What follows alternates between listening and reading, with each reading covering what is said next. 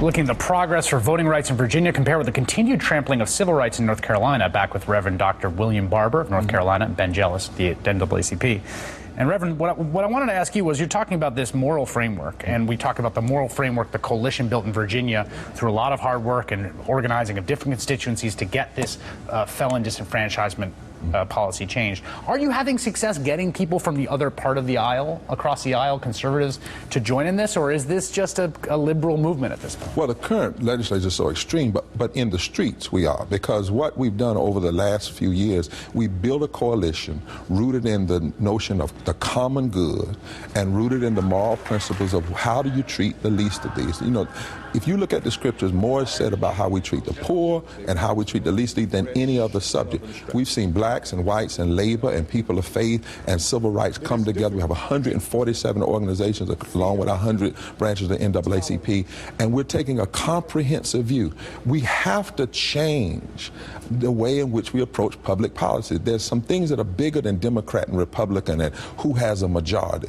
It's this common good, the general welfare, establishing justice, caring for your neighbor. Those are the kind of constitutional and moral vision that we must bring to this discussion today. And if we do, and we're vigilant at it, we can change the flow of politics. But also that, I mean, that all is very appealing to me. But it seems to me that in the South, particularly, right, a lot of this are the politics of race in the 21st century, Sure. race in the Obama era, where you have a situation in which the Republican Party has a lock on the South, where there's a white majority, but that white majority is much slimmer than other places, and they recognize very clearly that if African American voters in particular mobilize, register, and turn out, that their hold on power is very tenuous. But this is where the evangelical movement in the South gives us opportunity to actually eat away at the old divisions. Because you have people who are black and white showing up in many of these charismatic churches together on Sunday. Yeah, you see it right there. You can see the faces. No,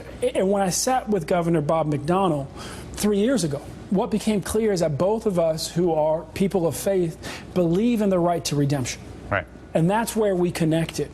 And Reverend Young, who leads the Virginia NAACP, you know, his movement very much pushing for this right. And so we were able to come together, right and left, and say we believe in redemption. We may not have a whole lot of other values in common. Right, but you've got that. But we have this in common, so we'll move forward on that. And look at the pictures. We're winning. We're not depressed. You look at those pictures, 40% of people I gotta say, the headlines that come out of North Carolina do not make me think, man, we are winning.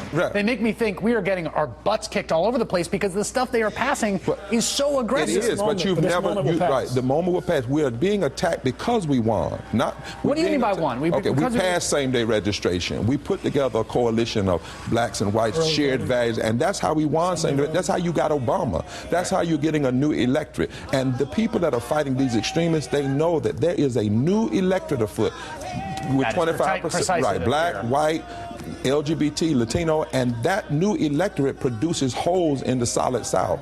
And you know, let's be clear here, they're not just fighting people of color, they're fighting their own children. Right. Because we're talking about people of color of all ages, but we're also talking about young people of all races. Right. And that's what's coming together. And poor folks of all races. I mean, you know, there are poor white folks in the South, right? There's poor white folks who aren't going to get Medicaid on North Carolina. That's the myth of extremism, that they think that these services like Medicaid, the way they promote it is that it's helping a certain group, or they make it a race element. But what we're exposing, 500,000 people, that's immoral, and it's bad public policy, and it's hurting blacks, whites, Republican, and Democrat. We're doing 25 tours using this document, and we've had a house full of people every day on our tour, blacks and whites, coming together saying this is wrong.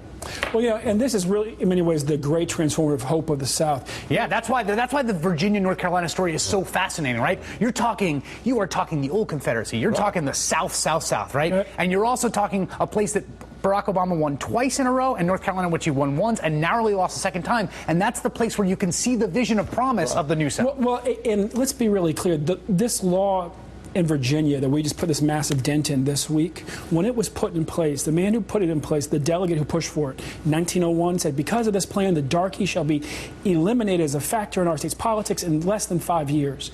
And so part of what you heard from the governor was frankly, his shame about that history.